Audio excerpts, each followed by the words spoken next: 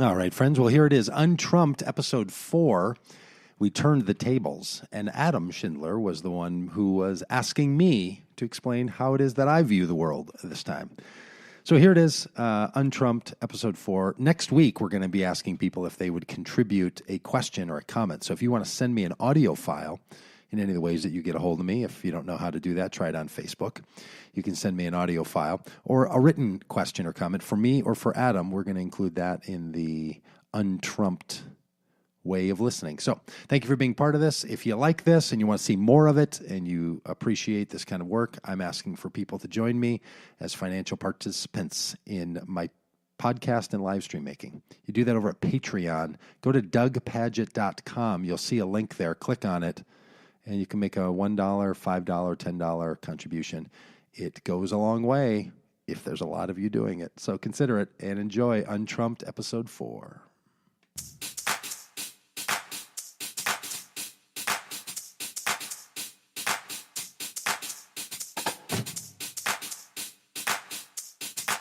Good. Welcome. This is Untrumped, two guys talking truth from two sides on Trump. My name is Adam Schindler, and I've got with me tonight the illustrious Doug Pagitt. Doug, thanks for being with me tonight. I like to be illustrious. Yeah, well, it's all the shiny lights. So it feels fun to be in your seat tonight, starting things out a little bit. Yeah. Tonight, we wanted to switch up the roles a little bit. Doug has been, some may say grilling, others may say he's been taking it easy. I think that we've just been having a really fun conversation for the last couple of weeks, Doug, and I've really appreciated it. I've personally been getting a lot of different feedback from my friends about how grateful they are, sort of on this side of the proverbial aisle, that you're asking questions and that you're really listening and trying to also listen. So thank you from my side of the aisle and my side of the friends. Well, you are welcome. It's been a real I've been hearing the same thing from many people that they say, man, how did you find that guy? He's a perfect partner for this. So, well, it's been fun for sure. Yeah. So one of the goals tonight was, Doug had said, look, Adam, you've been, answering my questions about how possibly could you vote for Trump? And every time you talked about that, you'd go, possibly. Yeah. It's incomprehensible. It's inconceivable that you would vote for Trump. And it, just the word and the language sort of sets it up of like, sort of an unreasonable position. So right. I've been trying to articulate that. And tonight, the request has been, hey, why don't you talk to me some about my support for Hillary?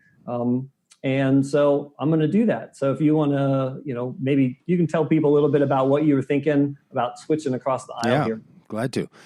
I was really nervous about making this switch, partly because what the project that I wanted to endeavor in, and I'm so grateful, Adam, that you were willing to do this, was fundamentally to try to answer the question, wasn't there something different about Donald Trump? This doesn't feel to me like we're in the conservative, liberal, Republican, Democrat conversation. I felt like there was something really different about Donald Trump. And I was trying to figure out how could people who are Christian support Donald Trump and not feel the need to have to sit it out. I would have known that back when I was voting for Republicans, I never could have gone down that route. And I'd heard from so many Christians that they were not just plugging their nose on that vote, they were enthusiastically supportive. So I wanted to try to answer the question in my mind, how could someone vote for Donald Trump as a Christian leader? So I get nervous when we said, well, let's switch the roles and have you, Doug, talk about why you supported Hillary Clinton. Because I think in some ways, that's sort of old news, right? That there's Democrats and there's liberals and there's Christians on both sides. And we've been seeing that for a long time. Nothing new there. I didn't want to get away from the thing I thought was really the question of the hour.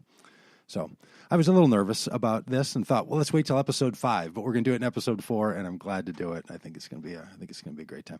And I also just want to make the point, Adam, that I know you know this, or I hope you know this, and I want other people to know it. I've never endeavored on this as some enterprise by which to change your mind. That's never been my goal. My goal is to change my mind. I'm trying to listen in a way that I could make sense so that I could understand deeply the deep story that motivates someone to make a conclusion so different than my own. So I've been trying for me to understand. Some people have said, well, it's really interesting. I can see you're using these tactics to try to help Adam. Like, maybe he'll come around. I'll just tell you, that's never been my agenda here. I'm not trying to convince you of anything. I don't have that as the goal.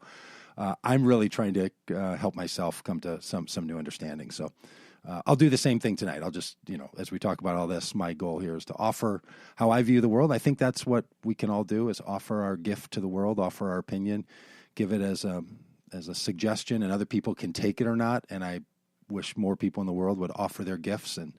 But no is always just as appropriate of an answer as I like that. So I don't have my hands on this agenda tonight any differently than any of the other weeks. So. Yeah, I appreciate that, and I can understand that. What I heard you say was just that Hillary is sort of your run-of-the-mill candidate. She's been doing this stuff for many years, and there's nothing really newsworthy about that. But Trump was this very, you called him a hurricane a couple of weeks ago, Hurricane Trump. So he's very abnormal in the political cycle, and that there was something that really merited trying to understand support for him, as apart from maybe some of the elections in the past cycle. He was uniquely different in American political history. Mm-hmm. Yeah, exactly. Yeah. So I think, wow, all right. But then I've heard from some friends who've said, I've never actually heard whatever I get referred to as here, a progressive or a liberal or a Democrat or a leftist, take all those. I've never heard one of you people make a full-throated explanation as to how you can be Christian and hold those views. So it's been really interesting. I just thought people would be bored with that, but lots of people apparently have never heard someone talk about some of the things we might talk about tonight. So I don't know, it might be an interesting way for me to also kind of hear you and the questions you're asking, or why this is important and that's important. Yeah. And that's really how I'm approaching this too, because, I was a little bit nervous about switching roles because, one of my favorite things on the planet is to sit extemporaneously and answer questions. Yeah. I love it. I'm in sales. I've done performance my whole life, and I love being on the spot. But I know that I have a tendency when I have to prepare something and start thinking through things, I tend to go into argument mode because I'm trained in philosophy and argumentation. Mm-hmm. And what I didn't want to do was to compile a whole bunch of reasons why I thought Hillary was a horrible client or a horrible candidate, and why I thought that she would be a disaster for the nation. I didn't want to come tonight with all of my reasons for that because, quite frankly, you can Google that. That's true. That argument has been made. Difference in us sitting here talking to each other versus just going out and Googling, and you can read your right side papers or your left side papers and outlets, and get the same stats and facts.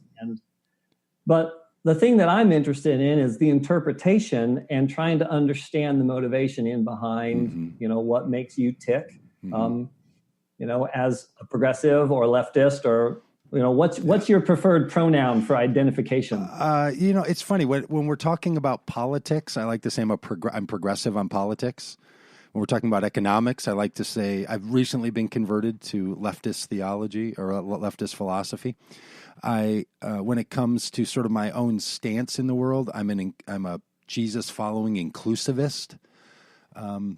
So those it sort of depends on what the topic is that we're talking about. For me, the big question in anyone's politics is, of the positions that someone holds, the arguments they want to make on particular topics. Yeah. All of us have picked a certain tack on those very detailed and certain topics. I'm interested in what was it behind a person that motivated them picking those, and why that selection of them. I like to refer to that as that deep story that is in someone. And the thing that I'm trying to reconcile is that my vision for the world, the way that I hope that the world is, I want my politics, I want my own personal life, I want my religion, I want those to all match that kind of world that I want. the world that I'm leaning into, and trying to get to through myself or somebody else's ideas about, well, you support this kind of tax policy. What kind of world is it where that's the tax policy? Like, what is it that someone's asking for the world to be like that would be reflected in that policy position?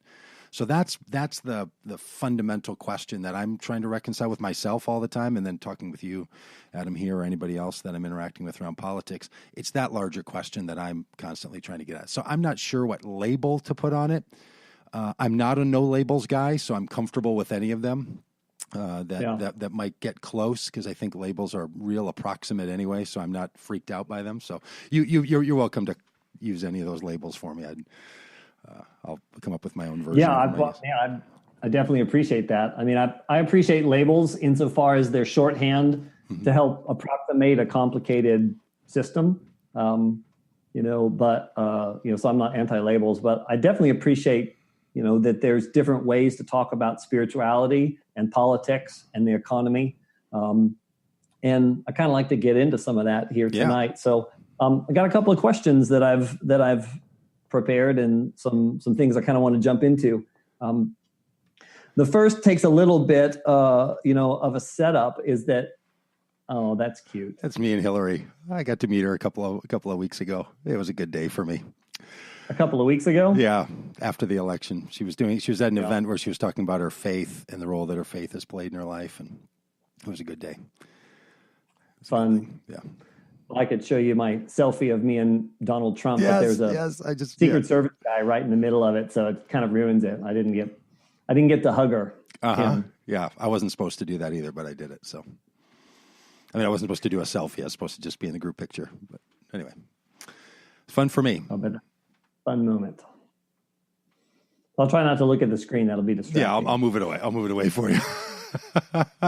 If I seem like tonight I'm backing away from Hillary, I just want people to know I'm not. I'm with her. Was in 2008.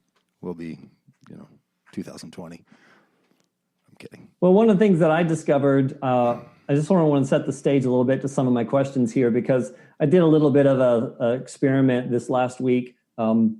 We talked briefly about it. You and I sort of talked off the line about some of the work that the organization that I work for did on the campaign, specifically using Facebook and some targeting.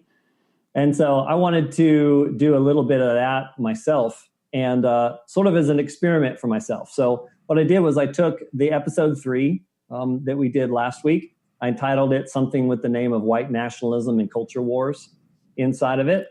And then I boosted that into the southern portion of the United States on Facebook with a boosted post for people that were conservative, ultra-conservative, moderate, Trump, and Christian, to see what sort of interaction I could have with people in the Deep South who Facebook at least identified as on the right side of the puzzle politically. And, the results, I had about 1,000 people engage with it.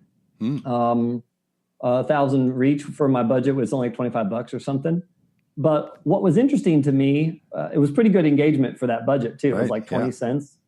But the thing that was interesting was that all of the comments were right-sided bashes on me being a liberal, progressive, full of BS and a bunch of assaults and curses on me. There were a couple of people that were somewhat thoughtful, but some people liked it, but nobody that commented, except for one person out of, 20 comments, commented because they read the article, they watched anything, they just saw untrumped and began to attack me. And I thought that was kind of interesting. And I just wanted to say up front here, because I've self-identified as a Trump supporter and someone who thinks as a conservative, I don't want to equate that with the idea that gets floated around there by some that everything that Trump does is great. Everything that happens on the right is great. Everything that happens in the Conservative Party. I think that there is a tremendous divide, and I'm pretty disappointed in the people that were commenting, and in the way that a lot of people on the right side or in the conservative realms just don't read, don't engage, just make their judgments and make their comments, and just kind of come out and attack. So I found that kind of interesting.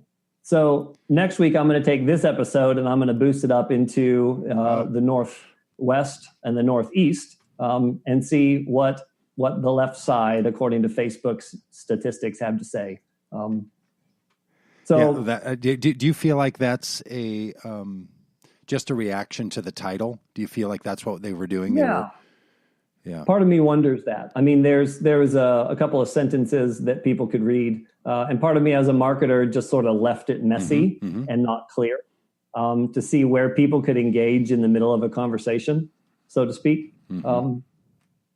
But having done that experiment this week, that's sort of what led me to this conclusion that I don't really want to jump in there and start bashing on the right or the left with statistics.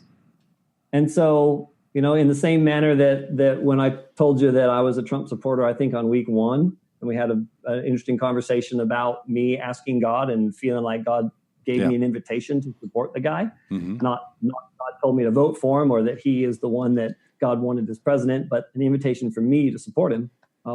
I did the same thing this week, and I prayed and I asked the Lord. I was like, all right, so what do you want to do here? I had my list of stuff. I got 20 years of disliking Hillary and Bill, and there's plenty of ammo this week with all the stuff with the Ukraine and the uranium stuff and the Trump dossier and stuff with Antifa and baby, plenty of man. I'd love to dive into that. Okay, right, and if we may get there at the end, but what I felt was this: I felt like I got asked the question, "Well, Adam, why do you think people supported Hillary?" And I realized I have no clue. Like, it's incomprehensible to me why people would support Hillary. He said, well, go and find out. So I began to research and do some studies and a thought exercise. And I basically said, all right, so what makes the left tick? What are some of their key core values that I can discern that are issues and things that are important to them? And how did Hillary sort of fit into that? So I came up with 2, and I'd like to ask you about some of those core values. You can tell me whether or not they are the core values, or part of the value. And if they are, then I'd like to talk a little bit about that. The first one was sort of hit me in the face was from our very first conversation offline. You were talking a lot about people that were underrepresented, people that didn't have a voice, or politically people that would maybe be considered to be oppressed, or under minorities, or underrepresented people economically or racially or culturally. And I felt like as I looked through, some of the theme that was running through a lot of this was that the left is very concerned and very focused on people who are oppressed by the strong, the weak who are oppressed by the strong. Is that a category or a core value that you think exists in some capacity, or is there a way that you could elucidate some of those? Yeah, no, I think absolutely. There's no doubt that a lot of the people I talk to, and for myself, that I'm motivated by this for all kind of notion that you get in the American experiment, and from my Christian faith, it's motivated by a for all, as in God loves the world. And we love our neighbor, we love our enemy, we love ourselves all equally, all in the way we love God. Like that inclusive nature is super important.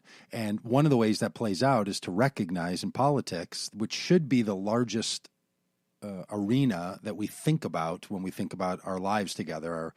Maybe our private lives are one thing, and then our families, and then our businesses have to expand a little wider.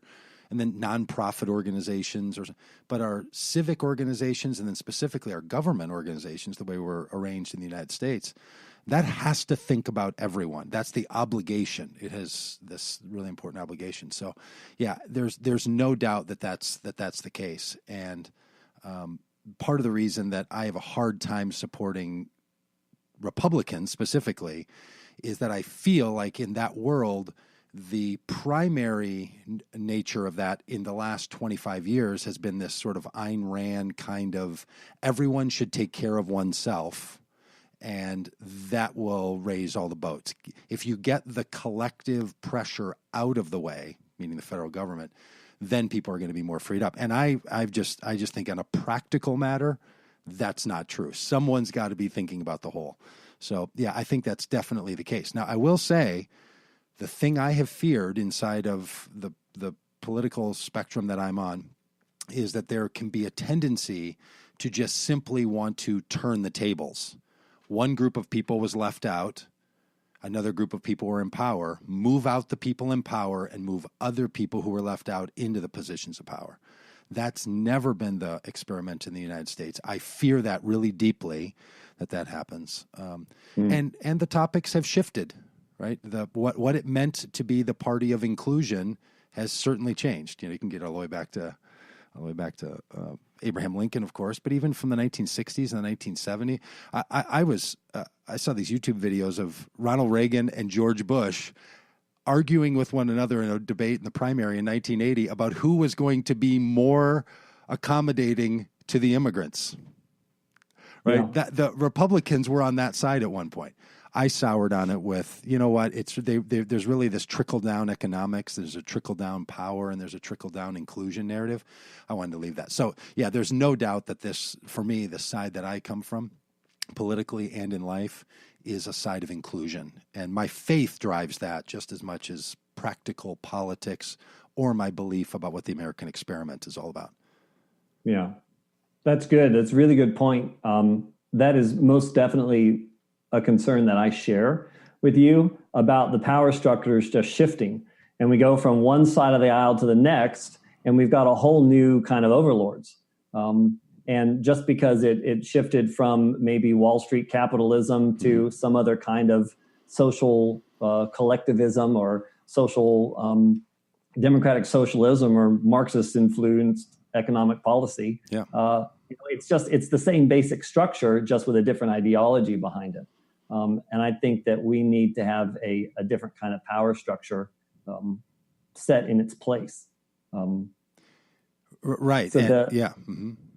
And for me, the reason I end up currently in this stage of my life, partly because of who I am and where the politics are, ending up on the left side of the aisle, is that's where that conversation is happening in a way that doesn't feel like it's giving in to other kinds of forces of that we've talked about on this podcast, nationalism and other things. So, I think it really matters. But I also know very deeply that a lot of people in this country feel like during the Obama administration that the government failed them and the government picked winners and losers, was not for everyone, told some people to get to the back of the line, and very much felt that sense of being excluded. There's no doubt about it. They didn't look at the White House and Michelle Obama and President Obama in the way that I did and saw them admiringly. They just looked and said, not just because of racial differences, but the celebrities coming in, the whole way the thing went, they're just like, I don't know those people. I don't recognize that entire sort of apparatus. That's a very real thing. And I think that was from my vantage point, a real failure of the political side of the Obama campaign. That's one of the reasons I was so supportive of Hillary, is I actually saw her as someone who I thought would take that very seriously. I believe she takes that seriously, and I was very excited about that. Yeah. Well, I'm sorry you didn't get your chance to see what would happen. I haven't lost very many elections, though, so this one stung pretty bad. But yeah. So I don't think, when I hear you talk about inclusion, and that is most certainly a deep value of mine, and wanting people to not be left out, and wanting for them not to just, not get it. I'm not so worried about people not getting a chance to do the same thing that everybody else does. For me, inclusion is about creating an environment where people are able to express the uniqueness that's inside of them, that I believe that God created uniquely in people, and that they don't have fetters or restraints or things on top of them, whether they're economic or political or spiritual, that keep them from living the life that I think is available. And so I want to be able to do things and act in such a way to include everybody in the life that God made for them. The question that starts arising, of course, then is the great how question, right? Mm-hmm. We all want to include people, but when you start including people, it's sort of a zero-sum game, right? To include this group, you've got to take from this group, and how do we begin to create a world where in order to include, we don't have to diminish other people's views, or take the taxes from one particular bracket to include and incentivize not working in another bracket. Like, it's the how question that really gets messy, don't you think? I do think so. I also think, though, that there used to be a argument in conservatism, and this is why I'm confused now about where Republicans are, the difference between a Republican, a conservative, and a Trump supporter, because I think there are three different categories. But anyway, in conservatism, there used to be an argument that what you wanted to do was not have a discussion about disbursement of a pie. You wanted to grow the pie. That it wasn't a zero-sum game, that some people being included meant someone else didn't get to be included. We would make room for everyone. We're all in this together. So that kind of messaging that everyone's in, we need to think about it, it takes a village for a child, all that, there's a whole worldview there, right? Which Hillary was totally mocked for. I get it. It's a punchline, it takes a village. But that's also a worldview that says we have to actually think about one another. And I do think we can expand the pie. I think we can expand the economy. I think we can expand opportunity. And I'm with you on the idea that, hey, let's free people up so they can experience their God-given nature of things. What I don't think enough conservatives recognize, and I hope that the people on the Democratic and left side of the aisle recognize, is we have a whole set of systems in this country that favor some people over other people. So we're not starting out where everybody's equal and the system treats everybody the same. There are entire segments of our population, numbers of them, and it's rooted some in the history of this country that has to be dealt with, that we can't just say, let's pretend that everyone's starting from the same place and make sure that no one's given any kind of extra burden to carry. Some people, in comparison, are carrying extra burdens, and some people are being carried.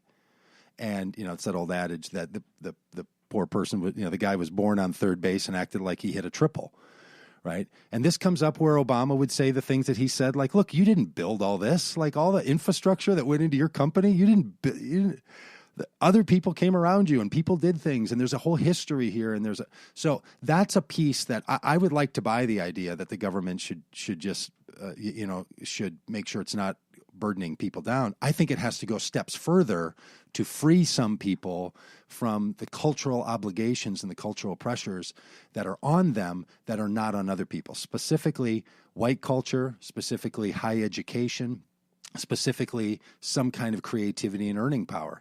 And not everyone has that. So you think about children, you think about people that have some less than body abled capacities, you think about people who don't read and write as their primary path. There's a whole set of things that we just can't say, let's let every state run on its own and do its own thing. So I'm more of an activist about righting the circumstance we find ourselves in, which is why I've ended up over on the liberal side. Right. I think we have to interfere more in the lived experience of most people in this country in order to straighten that up. Interfere more in the lived experience? Yeah. I think we have to make intentional moves to change patterns that are preferencing some people over other people. We have to do something about that. We can't just say, well, I hope I don't put any extra burden on you. We have to interfere in the experiences that people are living on a day-to-day basis to make sure that they actually have those opportunities. Right. And so written into that, it seems like to me, it seems like a very good idea, right? A very good concept. Yeah. But written, right? That's what a parent does with their child, correct? We interfere with their juvenile lived out experiences because we see and know and understand more. Mm-hmm. And I value that. I get a little bit concerned when it's the government that starts doing that, because I don't have the same measure of trust in a federal bureaucratic apparatus that I would in a spouse or a wife or a husband or a family unit or a pastor, a healthy pastor in a church. And so my concern is there, written into that statement that we need to interfere in other people's lives, is this idea that we know better. We know better how they ought to be doing what they're doing, or spending their time, or spending their money, or based on the things that they've said, or maybe one of these privileged white people dress their white baby in a Moana Halloween outfit, and I need to come and help them understand why that's just fundamentally an incorrect and demeaning way to dress a 7-year-old that has no clue about any of this. Yeah. So I'm going to interfere with my good understanding and try and interrupt their flow so that we can have a more inclusive society by telling them that they can't put their child in a Moana outfit. Yeah, I don't think you should do that. At that level, I have a really hard time. Of course, I don't think. I would agree. I don't think you should do that. Nor should the head of the executive branch tell people in private stores how to greet one another in December. I don't think you should do that either. I think there's, however, so many other ways that one could think about this idea that we're going to intentionally, as a country, interfere with systems that are oppressive without saying someone's going to tell you the better way to live. That talking point language, I've heard it my whole life, that someone's going to tell you the better way. They know better than you. That better language, okay, that is moralistic. That's triggering something in someone, right? So I get that. I'm not suggesting that the government should come in and tell someone necessarily the better way to do their private life. But I do think the government should come in and tell companies how much exhaust they should put into the air, what they can do with the contaminants in their factories. I do think we should talk about creating situations where men and women are not sexually harassed at work. I do think we should create a context in which some people are paid less money because of their gender or because of their sexuality. And I do think that the government has a role to play there. So, I'm not talking about some kind of a full-on nanny state. I mean, I am talking about a guaranteed payment from the government to everybody, and I think everyone should receive that, right? So that's my leftist economic side. So like Saudi Arabia? Yeah, or like we do with people that are on government pensions, like we do with people on Social Security payments, like we do with people that are retired from the military, like we do with kids that grow up in families that don't have enough income. We do this all the time. So let's not act like we don't do it. I'm just saying let's do for everyone that which we're doing for some people. And that, again, is rooted in the kind of, if we're not going to have this, let's pick some winners and losers, we actually have to work a whole lot harder because some people are starting in a deficit. And I think we have to do something about it. Now, all of that is what I mean by the sort of the left side of the aisle. And I get it that taxation has been a problem in this country since we revolted against, England, right? One of the motivating factors to the revolution was taxation without representation. So we've been fighting about taxes for a long time. I don't suspect that's going to go away. And I know there's a lot of people who feel that when the government taxes them, that they're engaging in an act of redistribution. I agree with Joe Biden on that. I think it's an act of patriotic inclusion when someone pays their taxes. I think it's what we've decided we're doing in this country. And when someone evades it, we consider that to be a crime. I think it's the right thing to do. I mean, the argument about taxes is not about the fact that there's any tax. It's about the amount of tax. By and large, and there I suppose there's some on the far right that say there should be no tax. Okay, so can I just ask, as a thoughtful conservative, in your conservative circles, what's the amount that we would say is the amount of tax that conservatives would stop saying taxes are too high? Yeah, I mean, I've seen some tax plans that float ideas of flat tax between 15 and 20%. Do you think, let's just say we had a 20% flat tax. Do you think the anti-tax people, I'm trying to think about that guy who's always fighting for cutting tax. Do you think that crowd would say, good, we're done with the idea that we're taxed enough already. We think we're taxed just the right amount. I suspect the number is 0. That's the only number that will stop the argument, but maybe I'm wrong. Yeah, I mean, I think that's definitely an assumption. That doesn't seem to mesh with the facts that people are trying to lower taxes and not put them at 0. One of the conservative party's heroes in Ronald Reagan certainly had opportunities to do some significant things, and he didn't put the tax rate at 0. Right. And that's, looking at tax policy and economics, and that's an interesting thing. So you can probably hear where my question is in that, which is, well, then look, it's not about the amount. It's not. I know people say that because that sounds reasonable. I'm not opposed to taxes. I'm just opposed to the amount. Just because, but nobody's suggesting zero. So I think the taxes represent something else other than just how much money's being taken. I think it's a different relationship with the government or with the one anotherness. And that's where I think some of the divide in our country exists, is people have different imagination about what it means to be an us. Yeah. Well, I mean, I can appreciate pursuing that, but I think that it's a fallacy to say that just because people aren't pushing for zero doesn't mean that it isn't about an amount.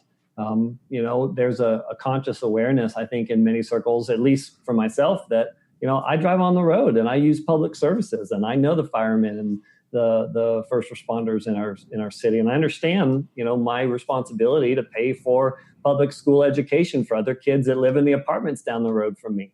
And I don't have income tax in Texas, but I pay a hefty chunk of my homeowner's money towards public education, and so I get that. I do think that we need to cap it because it keeps going up and it keeps getting siphoned off into other kind of programs that I think have expanded past the central goal of what the initial targets have been.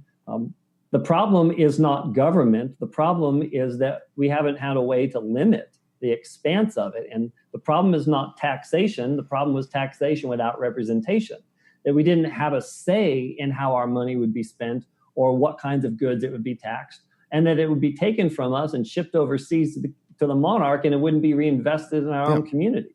Yeah, right. So that's part of the concern on the right, is that you take money out of our pockets and you ship it over to Europe, and we start paying federal carbon emissions tax credits to other high coal emitting countries that just goes out of the U.S., right? That's what bilateral trade agreements are all about.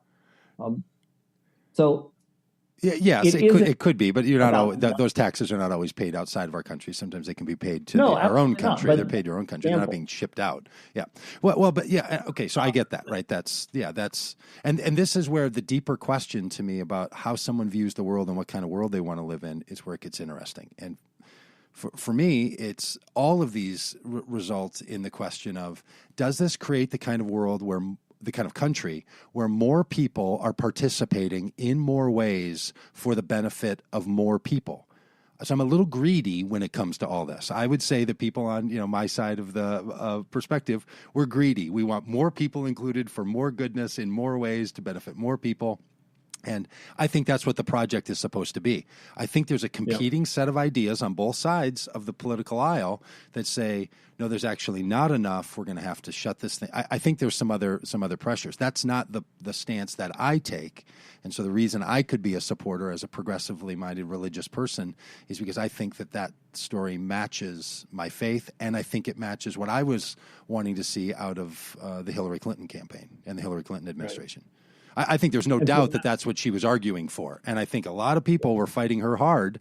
And it's fair. We should have robust discussions in this country. I followed that presidential election with a deep amount of interest. I was deeply, deeply, deeply engaged. And I'll tell you, I did not hear Donald Trump talking about any of that. And I didn't hear Hillary Clinton talking about any of that. I mean, it was maddening to me. I can't give you a single Hillary Clinton quote from that campaign. And, I got a Huggy picture with her. Like, I'm in. And I couldn't give you a quote. So I'm terribly bothered. Half the Trump supporters are a basket of deplorables. There's a quote. A third. If you need a third. It's three baskets. Oh, I'm not very good at math. There's three baskets.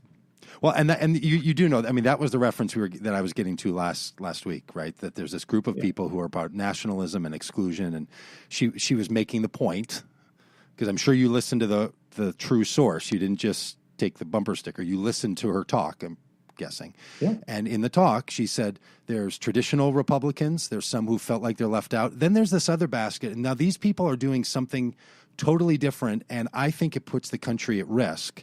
I refer to that as the deplorables, because every political party has said that all along, and then that got swooped up into, she called us all the deplorables. So it wasn't smart. I'm not defending the comment. I'm just saying the context was, it was about the exclusivist white nationalists, the very people that our conversation spent some time with last week. I think that's what that's how I understood it.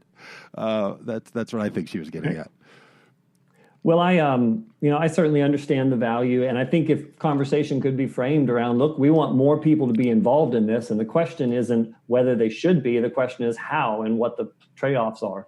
I think that's a really good way of approaching things. When there's a lot of language going on right now, specifically one of the main charges that was made of Trump was that he was a misogynist, that he was, very anti-women. I certainly am not going to defend him and his positions. I found many of his statements on that issue deplorable myself. Some of his comments about Megyn Kelly and obviously the audio tape. But part of the resistance to some of that was on the right side was just sort of this sense of like, there's a narrative that says that that a lot of white men are sexist. And trying to understand that as a white man who doesn't feel like he's sexist, and maybe you could ask my wife, and maybe she'll write on your Facebook page and tell you, whether I am or not. Private I don't message know. me. Private message. It's much better. Private message. I have some learning to do, perhaps. But so as I was looking at that, I came across, and I'm familiar with this idea. It wasn't my first rodeo on it, but this idea of a patriarchal culture, and specifically that language surrounding feminism and this view that a patriarchal culture is what America was really founded on, and this idea that men have dominated over the women. We talked briefly about it last week, that for 200 some years we've had white male presidents, and then we had an African American and had a chance for a woman. And I know that we don't vote with our organs, but I also think that it would be good for Americans to have a female president. I think that would be a significant milestone. But my question specifically then is about patriarchal culture. So when this language from some of the left-leaning feminists start talking about the patriarchal culture, the way that I kind of understand that is they're not just talking about men versus women. This is more of the oppressed, the powerful lording over the less powerful. Those with the voice taking it from those that don't have the voice. It's really just this strong oppressing the weak. And that patriarchal culture, that white male patriarchal view is an indictment on the strong who oppress the weak in a very similar way that some of these other inclusive things are. Does that seem like a good articulation of what patriarchal is, or as you understand it?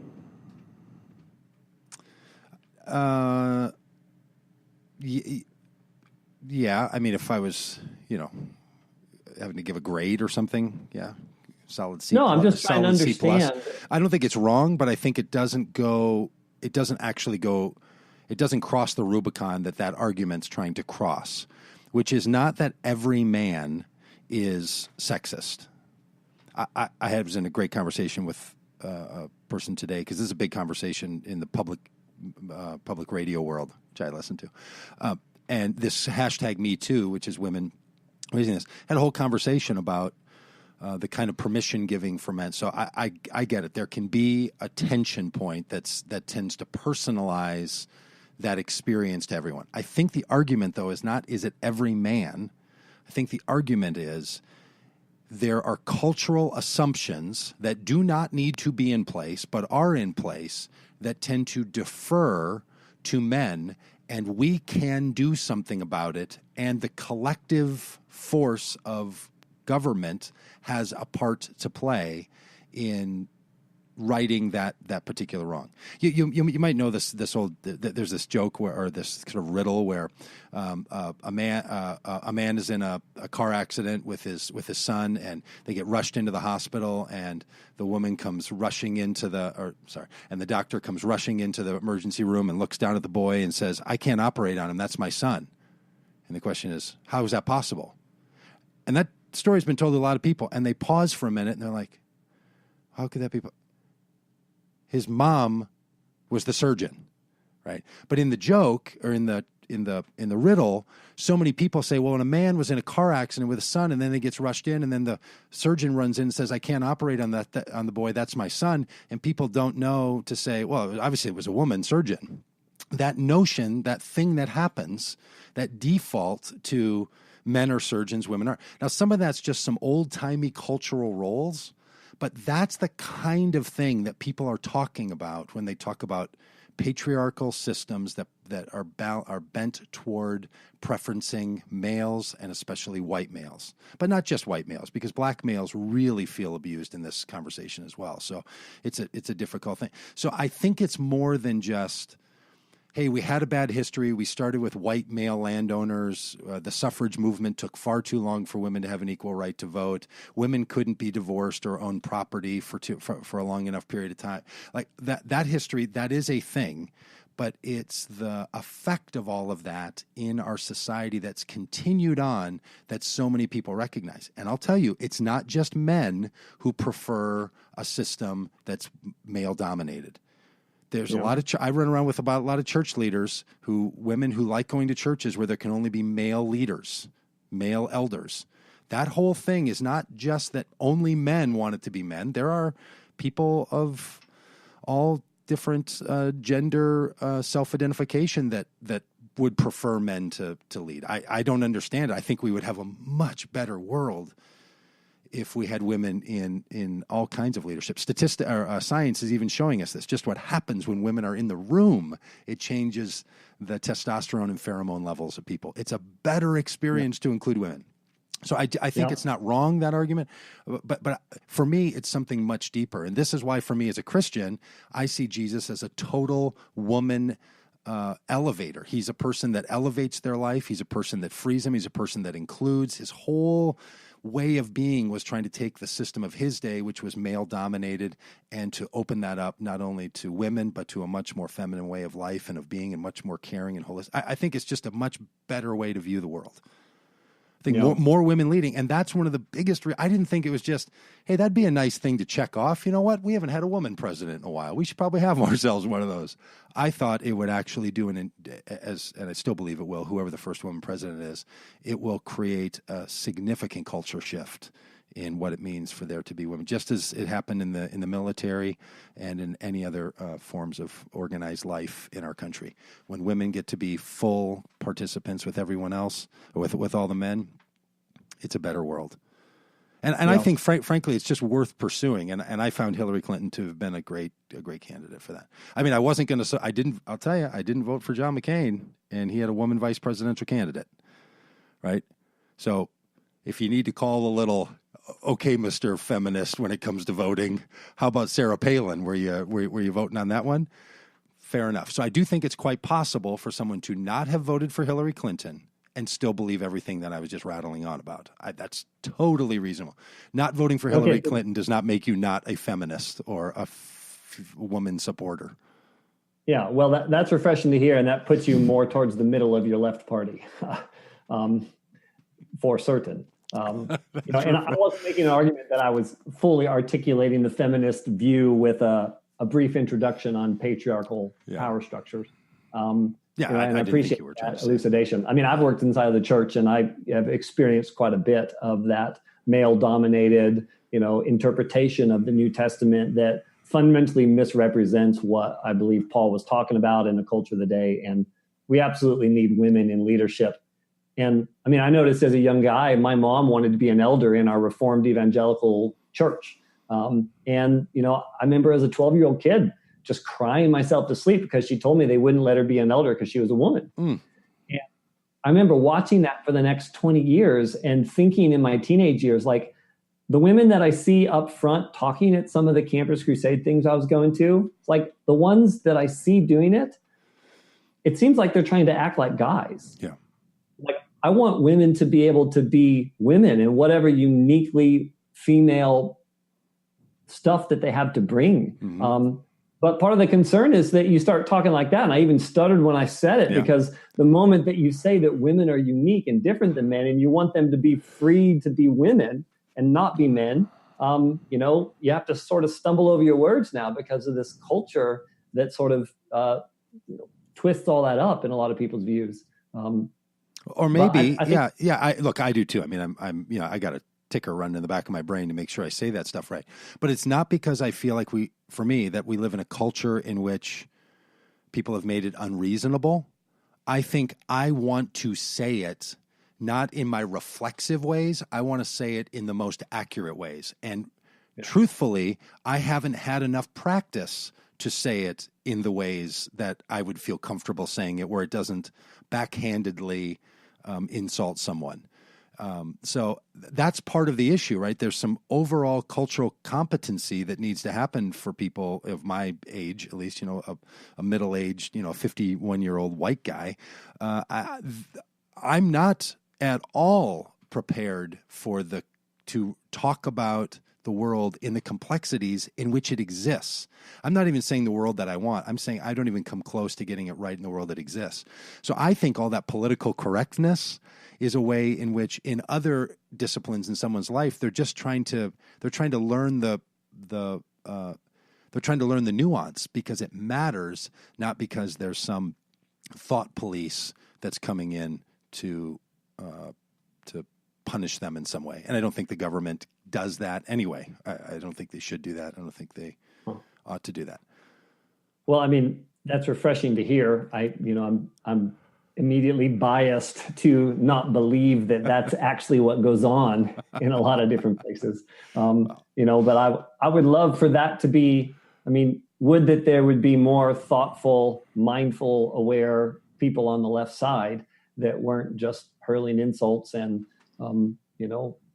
there's a lot of people that get made to feel like there's some sort of sexist bigot because they say something that, somebody takes offense to, and it has nothing to do with their heart, nothing to do with their life experience, nothing to do with their character, and they get impugned for it. Right. And that's a problem. We're wrapping up pretty close to our time here. And can I just make one comment about that before we finish that?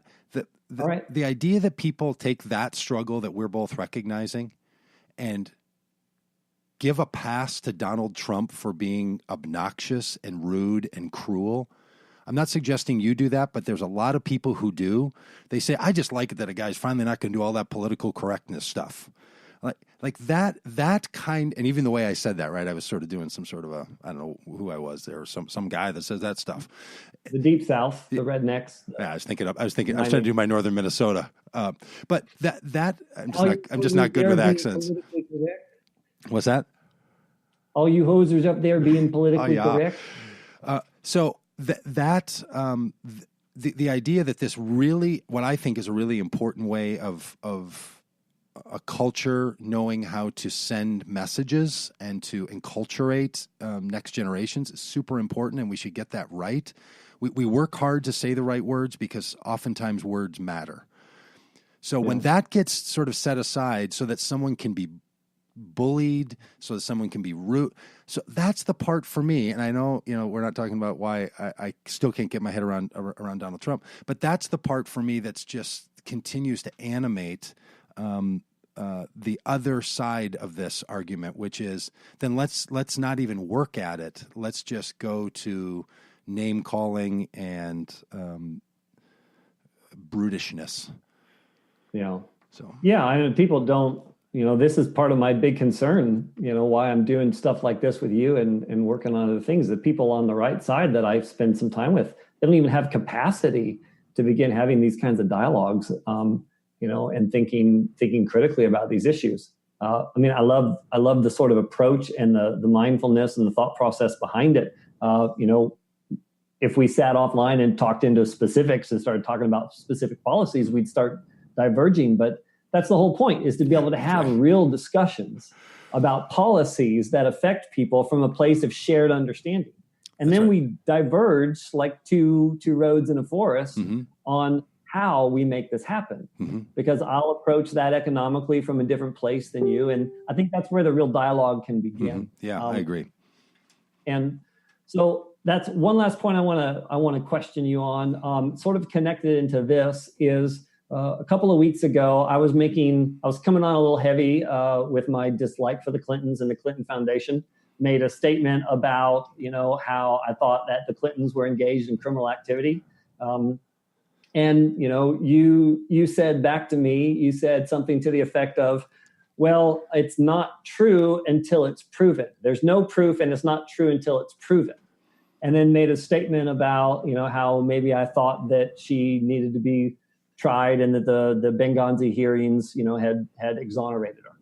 So I wanted to come back to that because that was an interesting statement for me, and it gets at the heart of some of my questions and some of my uncertainty about the political left as it relates to what is truth. Because what I heard when you said that was something's not true until it's proven. And then you connected that to the Benghazi hearing because that was a congressional testimony hearing, right?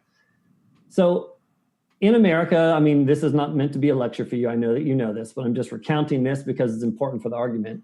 In America, the standard of conviction, the burden of proof is what you said, that you're not convicted. You're innocent until proven, you're innocent until proven guilty. So the burden of proof is very high in a society that's built on law, that if we're going to take away someone's freedom that's constitutionally guaranteed, and we're going to put them in jail or impose a penalty on them, there has to be an incredibly high burden of proof to establish guilt, to establish conviction. But that, for me, that is not the same thing as establishing truth.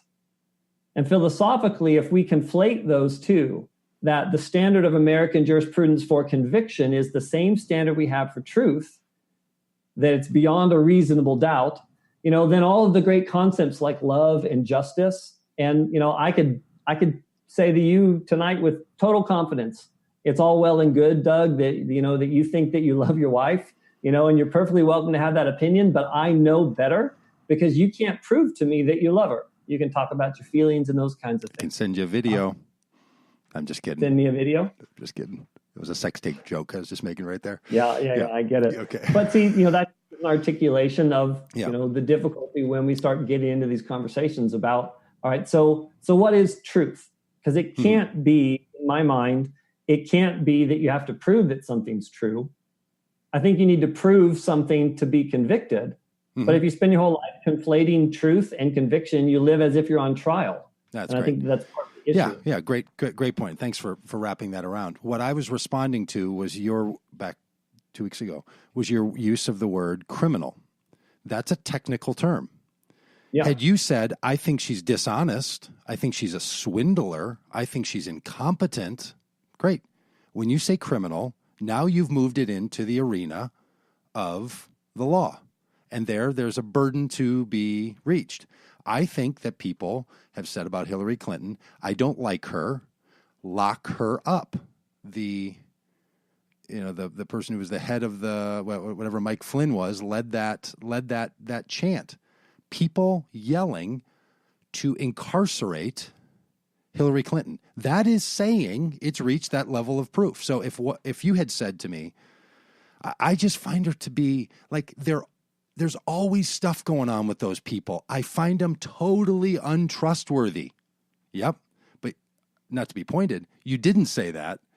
You said criminal. I said she's engaging in criminal behavior. I know. And I said, well, criminal behavior is something determined by an act of fact-finding, and that's a technical term. So if it's going to be criminal behavior, then we should adjudicate that. But I don't think it's healthy for someone to continue to believe that something's been, especially at this level and this kind of issue, has been looked at by the FBI, has been looked at by the Justice Department, has even been looked at by an inquiry. The same thing with Donald Trump. Look, if there's nothing there, I'm going to stop saying I think he colluded with Russia or that his campaign colluded, because that's a technical term. So how could you think he did something until it was proven, though? Well, I think you have to say, I think what she did was something that is wrong, but the people who determine its legality, its criminality. And I think, to your point, to play with the words criminal and to move it back and forth as I have an opinion that she's a criminal, that's, to your very well articulated point, that's not what we do with language like that. So truth is always bound up in language and cognitive sets. So any truth that's communicated has to have some kind of a set of beliefs, words, some kind of way of articulating it, or it's not transmuted from one person to another. So unfortunately, in the truth game, you're always also playing a linguistic game. And sometimes the words matter, sometimes they don't, sometimes they're close enough. We do a lot of approximating, good enough. Then there's certain terms.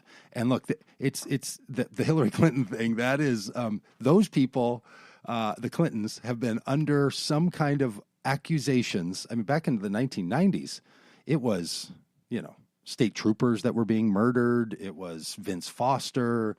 It was... So okay. For something coming out and accusing him of rape and sexual assault. And, yes. Bill Clinton's personal life, and I was just as harsh on him as I was on Donald Trump's personal behavior. I don't blame Melania for that, and I don't blame Hillary.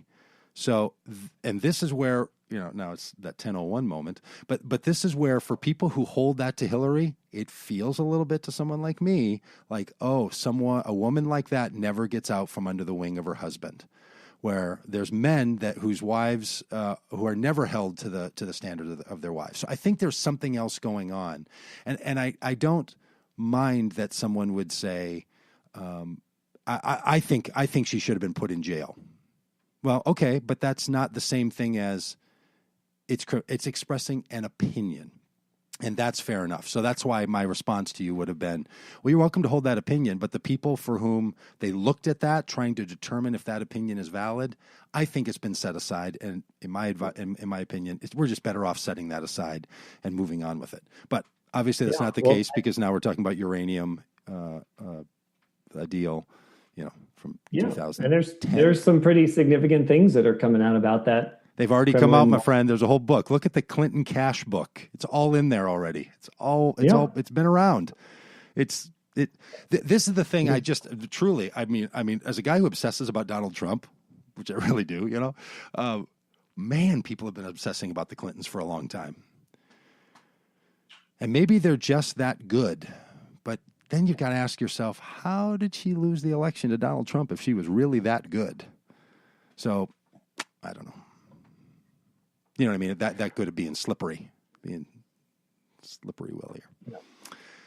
Yeah. All right. So anyway, those are and look, now you can see in that conversation, I chose a set of facts around Hillary Clinton that I'm showing my deep story, right? I picked certain things. You picked another set of facts. Those come from two different places, and that's fair. That's why we need to talk with each other or press each other or make a whole argument and let someone respond to it, because getting to that deep narrative, it's hard. It's hard for any of us. Like, this is why people go to therapists and pastors and counselors and sit in support groups trying to figure out the deep story in the back of their heads. It's not easy to know what it is you think or why you think it. I mean, that's... Yeah, well, if you want to send me a check for $145 for this last hour, I'd be happy to take it. You're welcome. I was going to charge you tuition for how to become a liberal in an hour or less.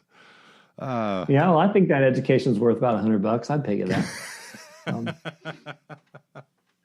So that's all right. We already get it out of your taxes. It's fine. We already take it.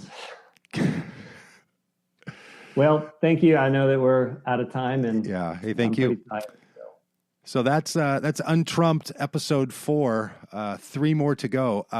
Adam, I haven't asked you this if you're open to this, but what I would love to invite people to do is to send us audio or video. Audio clips would be better, that we could then play where they have a question for either of us, or maybe a written piece. So maybe in these next few, we could entertain someone's audio piece or a written question, comment that they have, and allow us to be responding to that and to see what people are thinking. I think there's enough interest out there for that if you're good with that. Yeah, I'd love to get some engagement going with other people too. Yeah. So, all right. Thank you for the night. Hey, thank you, my friend. Yeah, we'll see you. All right. I'll hope you enjoyed Untrumped. We'll be back episode 5. 3 more to go. Episode 5 next week. Thanks for being a listener to the Doug Pagitt podcast. DougPagitt.com for that Patreon link. Bye.